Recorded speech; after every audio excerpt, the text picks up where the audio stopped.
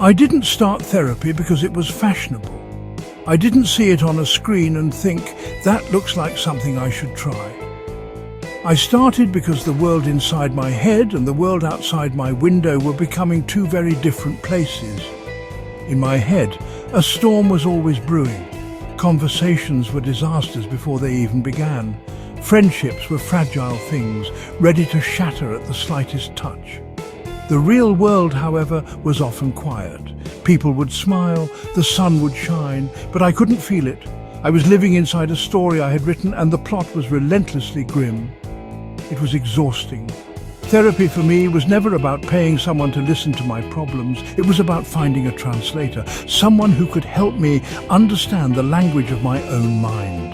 It was a search for peace, not a performance of wellness. The goal wasn't to become a new person, but to simply be the person I already was, without the constant noise of fear. It was an admission that I could not fix the broken parts on my own. It was a quiet surrender, a hope that there was a way to close the gap between the imagined catastrophe and the gentle, boring, beautiful reality I was missing. The real struggle was this. My imagination was a more powerful force than my reality. It could build entire narratives of rejection from a single unanswered text message. It could construct elaborate theories of abandonment from a friend being 5 minutes late. My mind was a brilliant, tragic storyteller, and I was its most captive audience. I needed help stepping out of the theatre. I needed to learn how to trust what was actually happening, not what my anxiety insisted was about to happen. This wasn't about trends, it was about survival. So I went, not with a feeling of excitement, but with a heavy sense of necessity. It felt like admitting defeat. But sometimes, admitting defeat is the first step toward a different kind of victory. It's the beginning of learning to see things as they are. The sky is just the sky.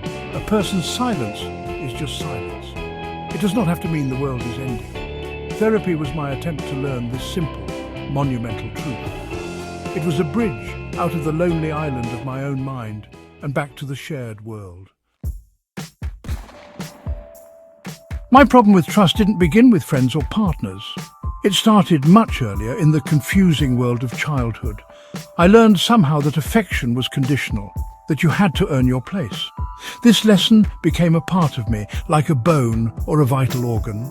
So, when I grew up, I carried it into every relationship. I was always waiting for the other shoe to drop. I was waiting for people to leave, and this waiting, this constant expectation of being let down, became a way of life. It was a lens through which I saw everyone. This is what a self-fulfilling prophecy is. It's a simple, cruel magic trick we play on ourselves. You believe something will happen, so you act in a way that makes it happen. For example, if you are convinced a friend secretly dislikes you, you might start avoiding them. You might become distant and quiet when they're around. You're protecting yourself from the hurt you are certain is coming. But your friend only sees your withdrawal. They see you pulling away, and so they pull away too. And just like that, the prophecy is fulfilled. You are alone, just as you predicted. This cycle became the engine of my loneliness. I expected people to find me difficult or uninteresting. So I became difficult and uninteresting. I would retreat into myself, offering little, sharing less. I was trying to make myself smaller, less of a target for the inevitable disappointment. But in doing so, I was building the very walls I feared. I was creating the distance I was so afraid of. My actions, born from a place of fear, were giving people every reason to stay away. I was handing them the script and then feeling heartbroken when they played their part perfectly. I was so busy guarding my heart that I forgot to let anyone in. I held people at arm's length, testing them with my silence, waiting for them to prove my worst fears correct. And often they did. Not because they were unkind, but because they were human. They responded to the signals I was sending. My fear of not being wanted made me act in a way that was, frankly, quite hard to want. It was a perfect, miserable loop, a prophecy I wrote, directed and starred in day after day. The lessons of childhood are heavy. They are carried long into adulthood, often without us even realizing it. One of the heaviest lessons I learned was that my worth was tied to my performance. Love and acceptance were things you achieved, not things you were given freely. If you did well, if you were good, if you were quiet, you were loved. This created a constant need for validation, a hunger for approval that could never quite be satisfied. It meant that I saw every interaction as a test, and I was terrified of failing. This fear was a constant companion. This fear manifested as a deep-rooted anxiety. It was a physical thing, a tightness in my chest, a racing heart in a quiet room, a feeling of dread when the phone rang unexpectedly. Daily life felt like walking through a minefield. Simple tasks, like going to the grocery store or making a phone call, felt like monumental challenges. My mind would race, imagining every possible negative outcome. What if I say the wrong thing? What if they think I'm strange? What if I can't handle it? This anxiety was the soundtrack to my life, and it was deafening. The anxiety became so loud that I started medication. It wasn't a magic cure. It didn't solve my problems or erase my past, but it did turn down the volume. It was like putting on noise-cancelling headphones in a crowded, chaotic room. The noise was still there, but it was muffled. It gave me the space to breathe. It gave me a chance to think a thought without it immediately spiraling into panic. The medication calmed the physical storm inside me, making it possible to begin the work of navigating the emotional one with my therapist. But I still wonder, why the fear? Why the terror of uncontrolled environments? I think it comes back to that need for performance. In a controlled setting, I know the rules, I know how to succeed. But in the unpredictable chaos of a public space or a new social situation, I feel exposed. I feel like I might fail the test I don't even know I'm taking. My withdrawal and indifference were armor. If I pretended not to care, then no one could see how desperately I did. It was a flawed strategy, but it was the only one I knew. The combination of therapy and medication has not fixed me because I was never truly broken. They are instead tools. They are helping me to dismantle a machine I built a long time ago, the self-fulfilling prophecy machine.